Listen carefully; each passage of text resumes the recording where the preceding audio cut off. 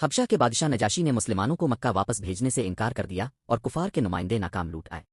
مکہ میں مسلمانوں کی تعداد بڑھتی جا رہی تھی۔ انہی دنوں مکہ کی دو بااثر اور اہم شخصیات اسلام قبول کر گئیں۔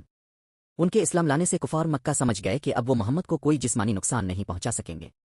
چنانچہ انہوں نے بنی ہاشم اور بنی مطلب کو سماجی طور پر الگ تھلگ کرنے کا فیصلہ کیا۔ ایک معاہدہ لکھا گیا اور اس پر سب نے قسمیں کھائیں۔ معاہدہ یہ تھا کہ کوئی بھی شخص بنی ہاشم اور بنی مطلب سے کسی قسم کا تعلق نہیں رکھے گا، نہ شادی بیاہ ہوگا، نہ لین دین، نہ کھانا پینا۔ یہ بائیکاٹ اس وقت تک جاری رہے گا جب تک وہ محمد کو قتل کے لیے ان کے حوالے نہ کر دیں۔ اس معاہدے کو کعبہ کے اندر لٹکا دیا گیا اور دیگر قبائل بھی اس میں شامل ہوتے چلے گئے۔ جب بنی کنانہ بھی شریک ہوئے تو یہ معاہدہ مزید مضبوط ہو گیا۔ اس معاہدے کو مغیث بن عامر بن ہاشم نے لکھا تھا۔ نبی کریم نے اس کے لیے بددعا فرمائی تو اس کے ہاتھ کی انگلیاں جل گئیں اور ہاتھ ناکارہ ہو گیا۔ قریش کے اس ظالمانہ بائیکاٹ کے باعث حضرت ابو طالب اپنے خاندان سمیت شبن ابی طالب میں پناہ لینے پر مجبور ہو گئے۔ یکم محرم 790 کی شب بنی ہاشم اور بنی مطلب اپنے تمام افراد کے ساتھ کنواں ابو قصہ کی ایک گھاٹی میں جا بسے جسے شبن ابی طالب کہا جاتا تھا۔ عربی میں گھاٹی کو شیب کہتے ہیں۔ یہ گھاٹی بنی ہاشم کی موروثی ملکیت تھی اور اس وقت ان کے سردار حضرت ابو طالب تھے، اسی لیے یہ شیب انہی کے نام سے مشہور ہوا۔ آج یہ علاقہ مکہ کے بازار شوق اللیل کے سامنے ایک بستی کی صورت میں موجود ہے جسے محلہ ہاشمی بھی کہا جاتا ہے۔ رسول اللہ کی ولادت حضرت علی اور حضرت خدیجہ کا گھر بھی اسی شیب میں تھا، اسی لیے اسے شبن علی اور شبن بنی ہاشم بھی کہا جاتا ہے۔ محاصرے کے دنوں میں تمام محصورین شدید مصائب کا شکار تھے۔ کھانے پینے کا سامان چند ہی مہینوں میں ختم ہو گیا۔ مکہ میں آنے والا غلہ کفار خرید لیتے تھے تاکہ مسلمانوں کو کچھ نہ ملے۔ فاقوں کی نوبت آ گئی۔ بھوک سے بلکتے بچوں اور عورتوں کی آوازیں جب گھاٹی سے باہر سنائی دیتیں تو کفار خوش ہوتے، مگر ہم رسول اور اسلام کی خاطر مسلمانوں نے یہ سب صبر سے برداشت کیا۔ حضرت سعد بن ابی وقاص بیان کرتے ہیں کہ ایک رات مجھے اونٹ کی سوکھی کھال ملی، اسے دھو کر آگ پر بھونا اور پانی میں ملا کر کھایا۔ المومنین حضرت خدیجہ جو ناز و نعمت میں پلی تھیں، اس سخت وقت میں ہر تکلیف برداشت کرتی رہیں اور مسلم خواتین کے لیے صبر کی عظیم مثال بن گئیں۔ محصورین صرف حج کے دنوں میں باہر آ سکتے تھے، مگر اس وقت بھی قریش سامان مہنگا خرید لیتے تاکہ انہیں کچھ نہ ملے۔ بعض رحم دل لوگ چوری چھپے مدد کرتے، مگر سخت نگرانی کے باعث انہیں بھی مشکلات پیش آتی۔ ایک رات حکیم بن حزام جو حضرت خدیجہ کے بھتیجے تھے اور اس وقت مسلمان نہیں ہوئے تھے، غلام کے ذریعے گندم بھیج رہے تھے کہ ابو جہل نے روکنا چاہا۔ اتفاقنا ابو البختری وہاں آ گئے اور کہا کہ ایک شخص اپنی پھوپھی کے لیے غلہ لے جا رہا ہے، کیوں روکتے ہو؟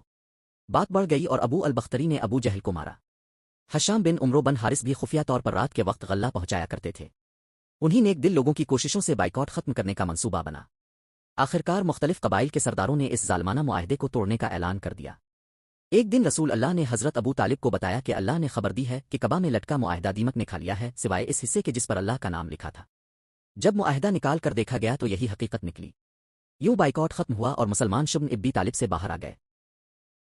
اہم 3 سالہ محاصرے نے مسلمانوں کو کمزور اور بیمار کر دیا تھا۔ اسی عرصے میں حضرت ابو طالب شدید بیمار ہوئے اور چند دنوں میں وفات پا گئے۔ انہوں نے جاتے وقت اپنے بیٹوں کو رسول اللہ کی حفاظت کی وصیت کی۔ ان کی وفات سے رسول اللہ کو شدید رنج پہنچا۔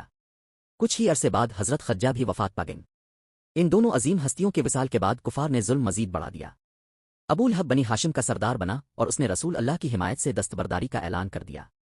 آخرکار رسول اللہ شوال 10ویں نبی میں طائف تشریف لے گئے تاکہ بنی ثقیف کو اسلام کی دعوت دیں۔ اب پیدل سفر پر تھے اور ساتھ صرف حضرت زید بن حارثہ تھے۔ طائف میں 10 دن قیام فرمایا مگر سرداروں نے انکار کیا اور اوباش لڑکوں کو پیچھے لگا دیا۔ پتھر مارے گئے اور اب لہولہان ہو گئے۔ اب ایک باغ میں بیٹھے اور دلگداز دعا فرمائی جس کا مفہوم یہ تھا کہ اے اللہ، میں اپنی کمزوری اور بے بسی کی شکایت تجھ سے کرتا ہوں۔ اگر تو مجھ سے ناراض نہیں تو مجھے کوئی پرواہ نہیں، مگر تیری عافیت میرے لیے زیادہ پسندیدہ ہے۔ اسی وقت حضرت جبرائیل آئے اور پہاڑوں کے فرشتے کی پیشکش سنائی کہ اگر آپ حکم دیں تو طائف والوں کو کچل دیا جائے۔ مگر رسول اللہ نے فرمایا، نہیں، مجھے امید ہے کہ اللہ ان کی نسل سے ایسے لوگ پیدا فرمائے گا جو ایک اللہ کی عبادت کریں گے۔ بعد ازاں نخلا کے مقام پر قیام کے دوران جنوں کے ایک گروہ نے قرآن سنا اور ایمان لے آیا، جیسا کہ سورہ احقاف کی آیات میں بیان ہوا ہے۔ نبی کریم کی سیرت ہمیں یہ سبق دیتی ہے کہ ہر سختی کے بعد آسانی ضرور آتی ہے۔ اسلام پھیلتا رہا اور اللہ نے ہر آزمائش کے بعد راستہ کھول دیا۔